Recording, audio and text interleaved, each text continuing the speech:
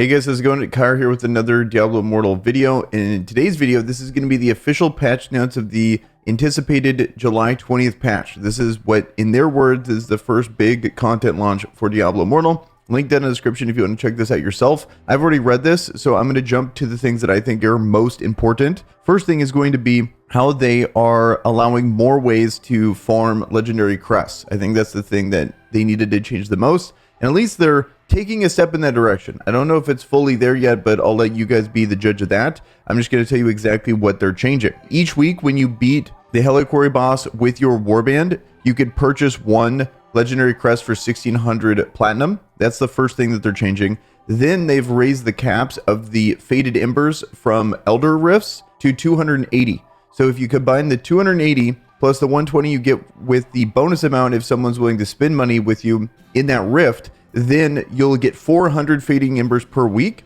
And with that, if you divide that by 18, then that comes out to 22. That means you could buy 22 Fa runes every single week, which turns out to one random gem.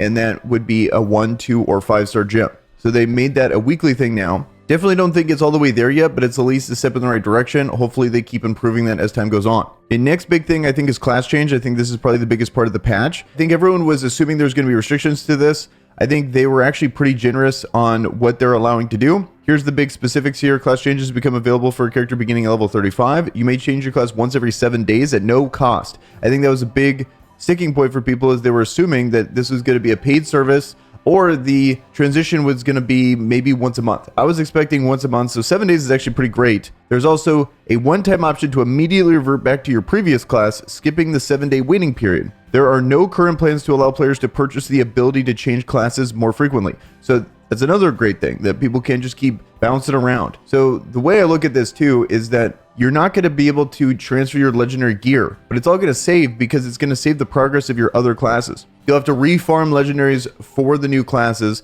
unfortunately, but you at least save the progress of each class. So you can change back, and it's only every 7 days. So if you try a class out and you don't like it, you want to go back to your other class, you at least have all that progress there, which I think is really cool. Upon changing to each class for the first time, you'll be granted placeholder gear.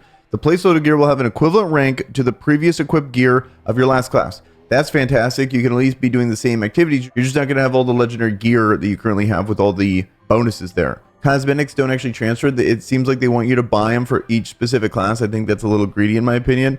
This part right here, some class specific cosmetics and gear will not carry over when you change classes. All gear equipped to your previous class will be available in your inventory. Any cosmetics owned by a class will be retained on that class and will be available upon changing back to it. So the cosmetic part, it seems like you bought it. Not only did you just buy that type of skin, but you bought that type of skin for that particular class. Overall, this is probably one of the better ways of them implementing this, in my opinion, because you get to keep all the progress of your old classes. Investing in a character is going to be even better, because if you ever want to go back to it, at least you have the progress that you made on that class. You don't have to restart over every single time you switch. It's not this really big commitment to actually want to change over there. Also, it's every once a week. It's almost like your Paragon system. So you get a reset of your Paragon tree when you do this as well. So it's kind of like the same thing in that sense. It's just farming all the legendaries is going to take quite a while, I think, even with the open world farming. So just it is a big change, but eventually, if you change a lot, then you can have like the legendaries farmed on all the classes. Then you get to just choose probably the best way to test all the classes and see if you pick the right class. In the same vein of classes, I think this is actually surprising and really cool what they're doing here. This is the next thing, is going to be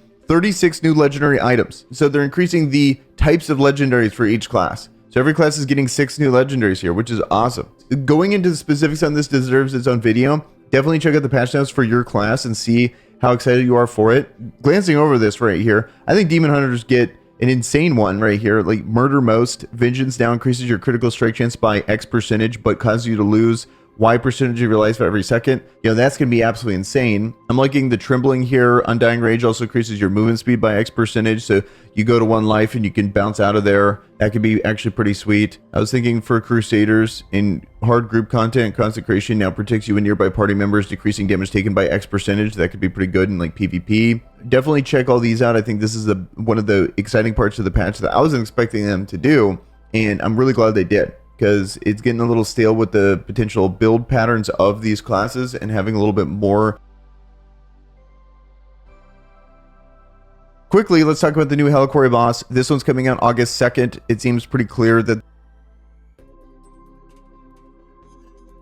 here's actual new content that I think is pretty cool in Hero's Journey. Hero's Journey is a new in-game experience that unlocks 4 adventures during the Frozen Tundra portion of the questline, consisting of 4 chapters with 2 more planned for the future. Hero's Journey will send you to complete metal testing objectives that scale in difficulty as you raise your Paragon level. The thing I'm excited about this is the rewards. Legendary Crest, you get aspirant keys, a portrait, and platinum. So this could actually be hard content that would actually be a lot of fun, in my opinion. I think that's one of the big problems with this game, is there's just not enough hard content that is especially challenging that you don't need a team for. So I'm excited that they're adding something new there, and hopefully it's not just like this one-time thing we complete and it's already over. Consistent hard content would be great. The big thing about it is the rewards look really good. We have another Adventures Path limited time event from July 20th to August 3rd. So this is way longer than the Hungering event that just went live for only 3 days. As you complete Adventures Path tasks, you'll earn gold, enchanted dust, and scrap materials for your heroics. Ranking up enough completed tasks will also unlock milestone rewards for you. Upon completing 8 tasks, that's 10 aspirant keys, 16 tasks, that's a Adventurer's Laurel portrait frame, and then 20 is 1 legendary crest. They at least have another way of farming these legendary crests. They're really stingy about these, but at least it's another way to get them. So here's the new set. It's okay. Nothing too crazy. If there's one thing that they do good in this game when it comes to monetization, it's at least they have that going for them. So here's another skin. Wouldn't be surprised if there's new bundles that release with this new patch. We could buy legendary crests and all that stuff. All right, guys. Well, that's the patch. Curious to hear your guys' thoughts down below.